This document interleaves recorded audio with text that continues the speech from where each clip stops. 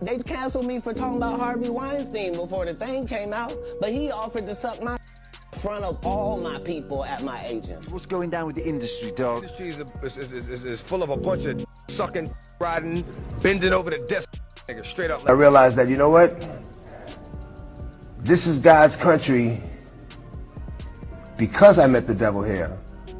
Because if I hadn't met the devil here, I wouldn't realize I was strong enough to overcome the obstacles that the devil would place in my path. DMX tried to warn us. DMX was speaking out against the industry a long time ago. Check this out. Just the wrong one in the industry and you will get hurt.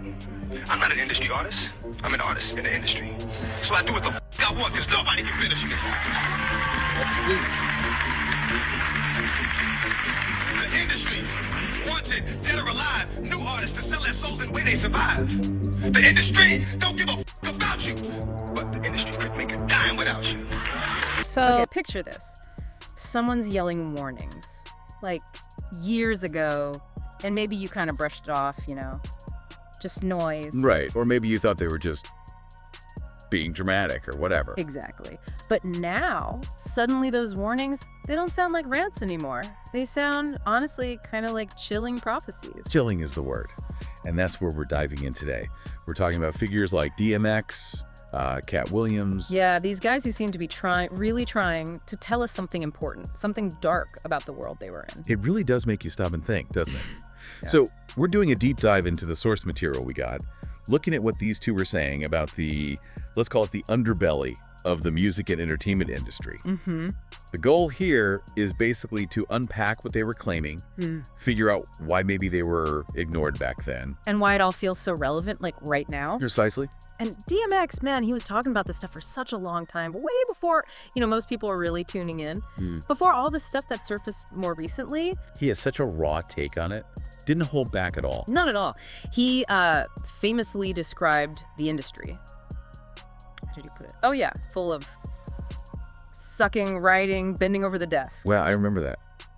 He claimed there was this whole culture, like new rappers paying DJs to get their songs played, or just sucking up to label execs to get a chance. And he always made that point about himself, didn't he? That he wasn't an industry artist, he was an artist in the industry. Right. What did that mean to him, though? I think it meant he wasn't playing their game. He felt like he could do his own thing, say what he wanted, because, well, he said nobody could really finish him, shut him down completely. Okay, so he saw himself as outside the system, even while being in it. Yeah. And he saw the pressure on the new guys. Like, they basically had to sell their souls just to survive, compromise who they were. He even talked about the industry trying to control how artists dressed, how they colored, right? Total control. Like, the industry was just waiting, like a predator. He literally called them vultures.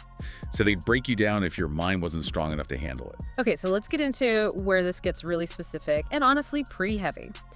Because based on what we've seen in the sources, DMX seemed to be trying to warn people, maybe specifically about Diddy, for years. This is a huge reason why those old interviews are popping up everywhere now, isn't it? Oh, absolutely. There's that one clip it resurfaced where he straight up says Diddy was rearing his artists. And hearing that word now, I mean, the speculation just explodes, right? Was he talking money stuff like financial exploitation? You know, the claims about Biggie, or not paying artists what they were owed. Or, and this is the really disturbing part, given everything that's come out recently. Yeah. Was he using that specific word? Literally. It's a horrible thought, but you have to ask. The sources we looked at definitely highlight that a lot of people hearing it now, with current context, they think he meant exactly what he said. That word choice feels deliberate, intentional, chilling, like you said. It casts such a dark shadow over all his other comments about the industry, too. And remember, he also hinted about, like, powerful people wanting to take you out to dinner and stuff just to get a hold of your music. Right, and people immediately connect that to, say, 50 Cent, saying Diddy has to take him shopping. It suggests this pattern, right, of influence, maybe pressure, that goes way beyond just a standard business deal. Yeah, it's not just about the contract terms. And the source material talks about DMX's own run-in with Diddy, about potentially signing with Bad Boy. Apparently, DMX claimed Diddy wasn't interested at first, said he wasn't marketable. But then Def Jam makes DMX a big offer. And suddenly, according to DMX and Vibe magazine, Diddy comes back, like begging him, offering to double the money, lace his pockets, all that. Wow, so what happened? Why didn't he sign? He said he just had a bad feeling. And he'd apparently heard rumors whispers about what was going on behind closed doors at Bad Boy Records. Okay, so rumors. Serious enough to make him walk away from a huge deal. Seems like it. The source materials suggest these weren't just idle rumors. They were concerning enough to make him say no to one of the hottest labels around back then. And he wasn't always vague about it, was he? He apparently hinted pretty strongly that some people around Diddy were doing whatever it took, including specifically bending over. Yeah, and he even dragged Ja Rule into it during their beef, didn't he? Claiming Ja was involved with his own male stylist in a way that kind of fit that same narrative DMX was pushing. So, really pointed stuff, not just general complaints. Very specific accusations, yeah. Yeah. Adding layers to his whole critique of industry compromise. Okay, let's pivot slightly here. Because Katt Williams, his story runs on such a parallel track, it's uncanny. It really is striking. Someone else who feels like they got put through the absolute ringer. Yeah. Blackballed, arrested, painted as crazy. Not because he wouldn't just shut up and play the game. Exactly. Both of them navigating this insane industry, both facing serious blowback for being outspoken. And Katt now, he's basically saying the quiet part out loud, Yeah. connecting the dots. He sees DMX not just as, someone struggling with addiction, but as someone fighting a corrupt system. And he specifically mentioned Diddy as part of that system DMX was up against. And Katt points to his own experiences too, right? Like getting canceled before the whole Harvey Weinstein thing blew up. He claimed he lost gigs just for talking about Weinstein, said Weinstein offered him a favor right there in front of his agent. It just reinforces this shared story, Both DMX, both Katt Williams talking about how the industry really works and what happens if you don't go along. Which brings us straight to the price they paid. Because it wasn't small. Both of them were just relentlessly dismissed, attacked by the media, by the industry itself. Oh, totally. Publicly torn down. Called crazy, bitter, washed up, paranoid. High. Always high. Right. That narrative, the troubled rapper, the troubled comedian, it was used against them constantly. You even saw it after DMX died, right? Major news outlets, the first descriptor was often troubled around. And look, DMX absolutely had his legal troubles. That's well documented. Yeah. Substance issues, weapons, driving stuff, probation violations. It's all there. But the sources make a really crucial distinction. What was he never accused of, publicly at least? Predatory behavior, messing with young girls, sexual assault. Despite all the arrests, all the public scrutiny, those kinds of allegations, according to the sources, were never leveled against DMX. And that distinction, the sources argue, really separates him from certain other figures in the industry who have faced those kinds of rumors or accusations. Right. Meanwhile, some of those figures, maybe the ones DMX was hinting at, they kept climbing.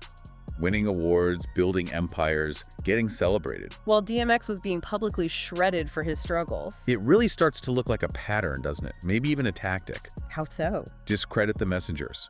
Silence the ones telling uncomfortable truths.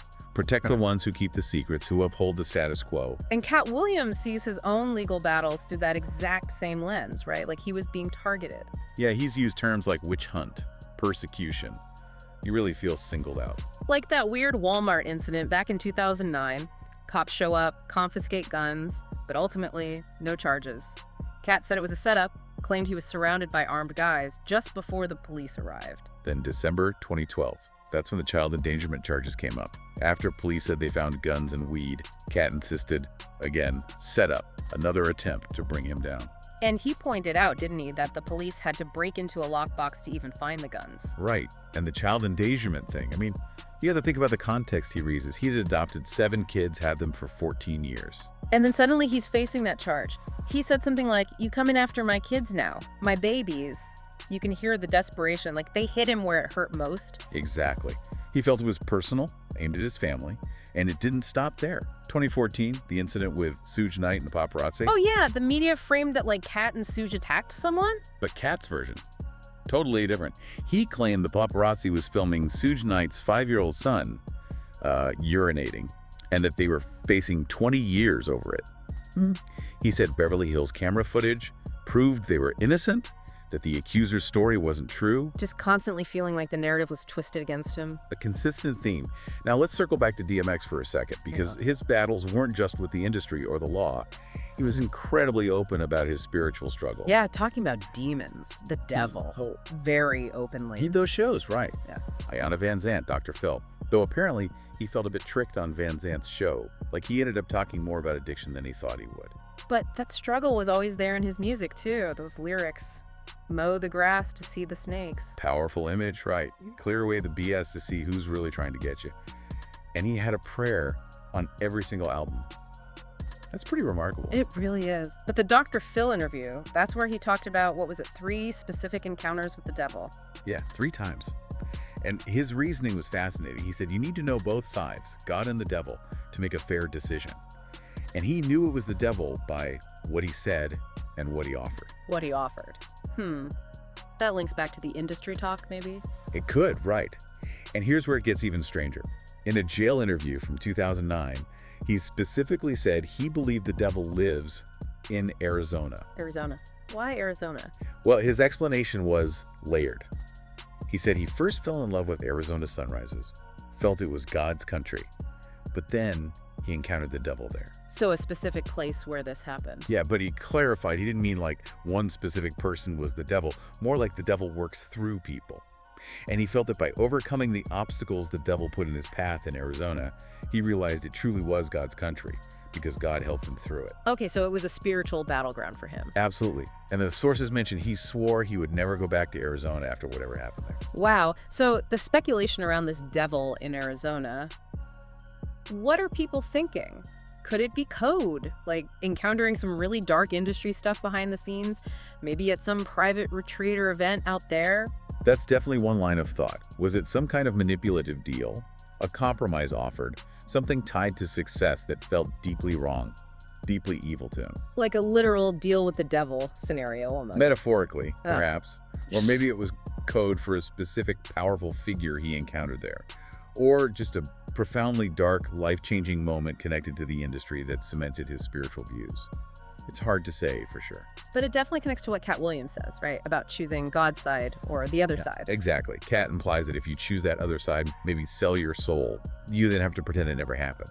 You have to live with that choice in silence. Which brings us right back to now. It's 2025.